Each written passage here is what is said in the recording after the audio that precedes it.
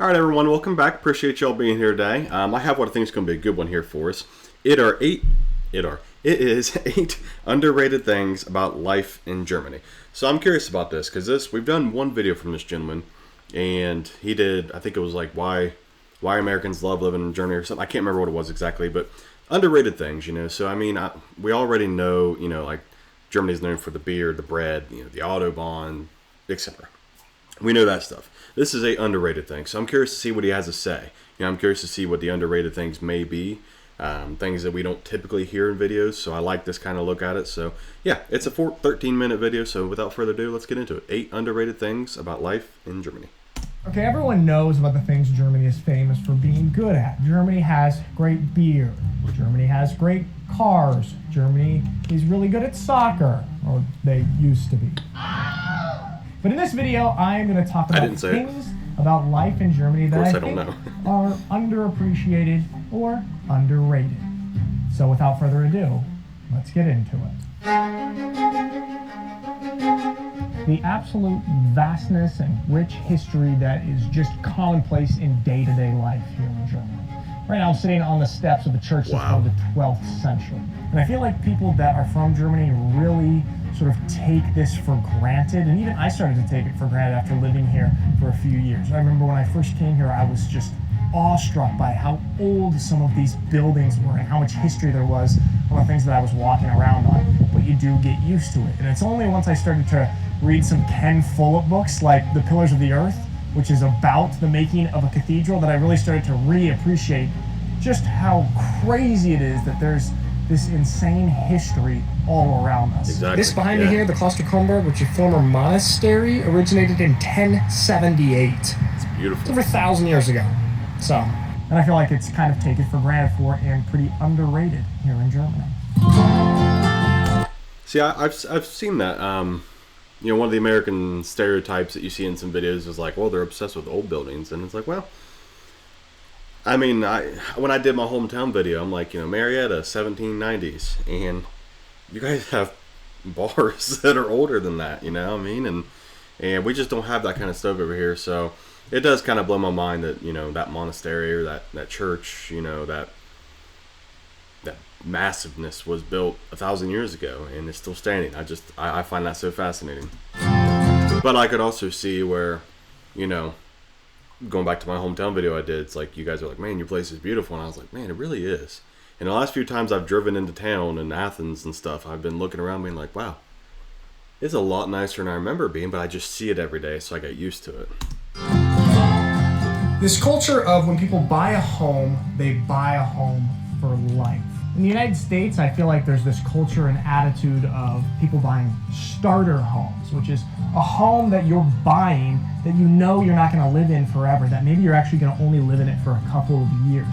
Whereas I feel like the idea of a starter home doesn't really, generally speaking, exist in Germany. When people are building or buying a house, they have the attitude and mindset that this is going to be my home for life. And I feel like the American mentality when it comes to home ownership is very stressful, and it kind of is a nice metaphor for American culture as a whole. It's always about, okay, leveling up. Okay, what's next? Leveling up, which I think is a very American mentality in a lot of aspects of life. So I feel like this mentality of this house being a home for life gives a person a sense of peace and security, whereas the American mentality when it comes to homes often is sort of a stressful one and one of anxiety and always leveling up and not settling and finding peace. So I think this idea and mentality that Germans have when it comes to homes is very underrated. Let me know if that's true. I have a little different experience with it. As you guys know, I've mentioned a kabillion times, growing up on a farm, we just had the home.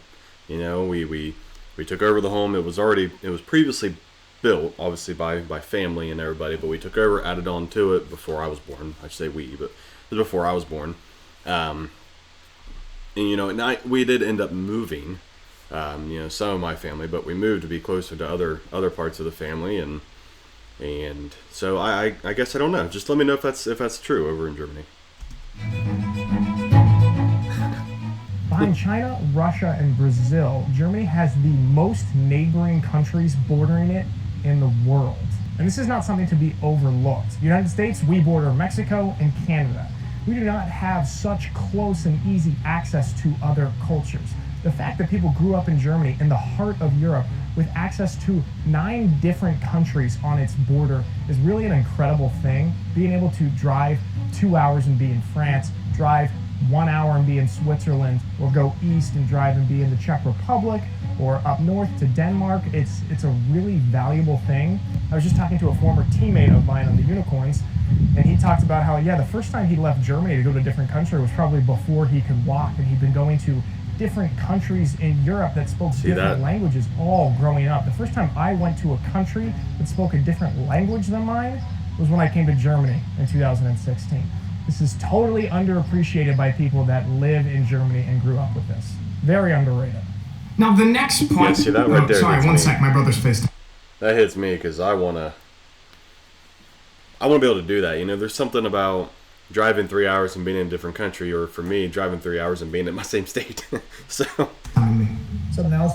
What's up, man? How's it in California? It's good, but I really miss German Netflix. It's such good stuff on there. Oh, you should be using CyberGhost. You know you can access 9,000 servers in 90 different countries. You'll be able to get different content based on the country that you choose. That's how I really recommend CyberGhost VPN. Not only is it a great product for you, but it also helps support me. I don't want to do your sponsorship. So unless you want to sponsor me, CyberGhost. I'm in. All right, back to the video. Germans are not Germans. Germans, the diversity of both the humans and the geography in Germany. This is a very underrated aspect of the country. When I first came to Germany, I thought, oh yeah, German people, they're all the same. They're the same in the north, they're the same in the south. Germans are Germans are Germans. That's up my eye. Now after living here, I am shocked that this is one country. Look at the map of the Holy Roman Empire. That is the diversity of different people and culture in Germany. It is still very alive and present today. I would honestly say that people in the southern Bavaria are much more culturally close to Austrians than they are culturally close to people up way far in the north of Germany. And I'd say these northern Germans that are way up near the border of Denmark, they're closer to Danes than they are to Bavarians in terms of culture. And so I feel like just this line that's drawn around Germany as the border for Germans is almost arbitrary. And there's just a wild range of diversity when it comes to people and cultures in Germany. Germans are very different across the country. And in going with that, there's also like the US. diversity we're very of different. landscape and geography that I think doesn't get talked about when people speak of Germany. Everyone just thinks, oh yeah, Germany looked the same all over. No, you go to southern Germany, you've got the mountains, the Alps. You go to the southwest, you've got the Black Forest. You go up to the north, you've got the ocean, you've got different beaches, you've got like the islands, Silt. And then you go over into the east and you've got what they call Saxon Switzerland, which is basically this different type of landscape geography, rocky climbing areas. In the west again to the Rhine River Valley. I mean, there's just different types of landscapes and geography all over Germany, and it's got a wide array of landscapes that I think is very underrated. How walkable Germany is, and not just small towns here like Schwäbisch, but also even some of the bigger cities, like even Stuttgart is so much more walkable than cities in the United States, and this is just a natural thing for people that grew up in Germany. Of course, yeah, the city is made for people, human beings, to walk around, not for cars, but I feel like it's a very underrated thing because it's just so normal. So how walkable cities, towns, and villages are is very underrated. Super underrated. I've been saying that for a while, just with my family and everybody here. It's like, all I want to do is just go to town and just walk, but everything is so far apart that you can't walk. I mean, the other day I walked from my grandma's road to the Walmart in Athens and almost back, and it's like a 7-mile walk. But when you drive, it takes 3 minutes to get there. You know what I mean? So it's just too far apart. So in Germany, when there is standstill traffic on the Autobahn, all the cars move off to the sides and create an alleyway in the middle of the road. This is known as a Rettungsgasse, which literally translates to rescue alley. Oh, And cool. it's so that emergency vehicles can still get through easily and quickly when there's standstill parking lot style traffic. Now, of course, in these situations when there's such bad traffic, nobody's in a good mood, nobody's happy about that, but everybody knows and buys into this idea like, hey, I'm annoyed, it's horrible traffic, but I'm gonna move off to the side and we're gonna create this lane in the middle Absolutely. for emergency vehicles to take care Takes of 10 seconds people out of your if that time. needs to happen. We're not taught to do this in the United States, No. and I feel like it's underrated that people do this all the time without fail in Germany. Yesterday I was on a walk and I saw a group of 4 really young children. They were maybe 3, 4 years old. And they were out riding little bikes and walking with each other. And I was waiting for a parent to come around the corner because obviously kids this young are not out riding their bikes and walking on their own. And I waited and then I realized there was no parent or adult with them. These were just 4 young little kids out enjoying the town, and it is totally normal and totally safe. This is something that you just really would not see in the United States, and to my American brain it is still very shocking to just see young children roaming about on their own. I feel like this is an underrated aspect of life in Germany, that this is just able to be a totally normal and safe thing. Sorry, I keep pausing, but I just want to, talk about every point. See, that's a little different than my upbringing, on the farm and when we moved, I could do that in my childhood. My parents obviously did that all the time. It was just, they wake up, eat breakfast, say goodbye to their parents, and they went and played, and they got back at nighttime. But, yeah, you don't do that these days. That just doesn't happen these days, unfortunately. And it's sad because, that was some of the best parts was riding your bikes and playing in the streams and playing football outside. You came inside and played your video games and stuff when it was raining or nasty or super, super cold, or 110 degrees Fahrenheit and super humid just that day where it's like, it's just not safe for you to be out there heat-wise because you lose track of time and something could happen. In Germany, you cannot drive a car until you're 18, but you can drink beer at 16. In the United States, you can drive a car at 16, but you can't drink beer until you're 21. It's very underrated that Germans do it this way. My dad worked in insurance for a long time, and so he knew the statistics about young drivers getting in accidents. All of us young kids getting our driver's license at 16, he knew there was a very high percentage chance that we would get in an accident in the first 12 months of having a driver's license at this age. And lo and behold, all 6 Alfieri kids got in some sort of accident at different levels within the first year of having the driver's license. Now, I don't know the German statistics off the top of my head, but I'm assuming that a smaller percentage of drivers in Germany get in an accident in the first year of having your license. Just Let me know that simply statistic, because your brain is he obviously don't slightly know, more neither do developed I. At 18 than it is at 16. Driving a car is much more dangerous and such a greater responsibility than having a beer. And I feel like in the United States, we have it a little bit mixed up. We think driving a car is safer than drinking a beer.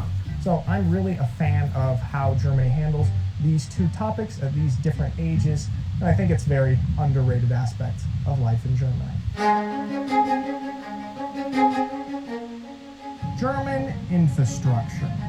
Germany is commonly ranked as the #1 country in the world when it comes to infrastructure. I'll just tell you, driving on the roads in Germany is a very pleasurable experience. Driving on the Autobahn is great.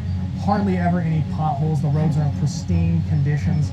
And I actually really noticed this even more when I was driving out to Cody and Speedy's house the other day. They live outside of Schwäbisch Hall, and you have to drive on a bunch of back roads to get there. Not prime roads that are, taken care of all the time and have construction all the time.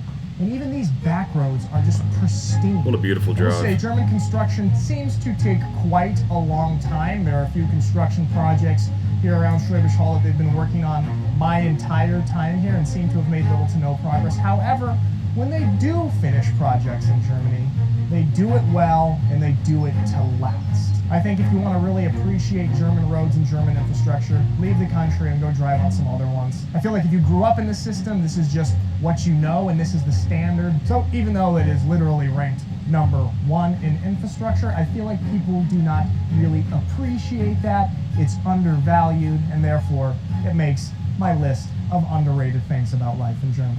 All right, guys, that is all for today. I want to give a shout out again to the sponsor of. Well, I liked that video a lot right there. I liked it because it gave me more than just like the beautiful aspects of a certain place. I mean, yes, it was praising a place, but it wasn't being like, look at the Swiss Alps. Yeah, I mean, I clicked on those videos. I'm not saying that. It's just I like that this is more the nitty-gritty everyday life kind of stuff rather than just, you know, the beautiful sceneries and everything. Because you guys have always mentioned, and they're like, yes, we have beautiful places, but we do, you know, have our problems and stuff as well. And this kind of dives into some of the great things that are underrated. You know what I mean? And I couldn't imagine driving on a road here in the States that doesn't make my car want to fall apart. I mean, just our main highway that's just a couple miles down the road from me, they started working on it early last year and they just quit, and it's just got rough spots and bumps and cracks, and you hit certain things and tires go, you know what I mean? It's just, so I can only imagine what a solid infrastructure would be, you know, and just a lot of things. I'm really blown away by this. This was a great video. I thoroughly enjoyed it. And the only thing I wanted to comment on was, you know, he said that they can drink beer at 16 and drive at 18, and we're drive at 16 and drink at 21. The only thing I could think, the reason why we do it the way we do it, it goes back to being able to walk and having public transportation. You know, we don't have that. And as you get older here, you know, kids start to want to drive. They want to go hang out with their friends, but you're not just a walk away, you know what I mean? Or school is not just a public transportation train right away. You know what I mean? We have buses and stuff, but sometimes if school, like for me, and I lived in a small school. I graduated with like 68 or 9 kids. So very, very small. You know, some kids would be, if school started at 7:50, some kids would be on the bus at 6:10. And it's easier just to give them their license early and let them drive, especially if they have little siblings as well. So I rambled right there. Anyway, I apologize. This video is long enough. Thank you all so much for watching. Hopefully you guys enjoyed it. I thoroughly enjoyed it. That's a video I like right there. So leave a like if you haven't already. Consider subscribing to the channel. It's free for you. Helps me out tremendously. Share it with all your friends. And we'll see you guys on the next one. Bye, guys.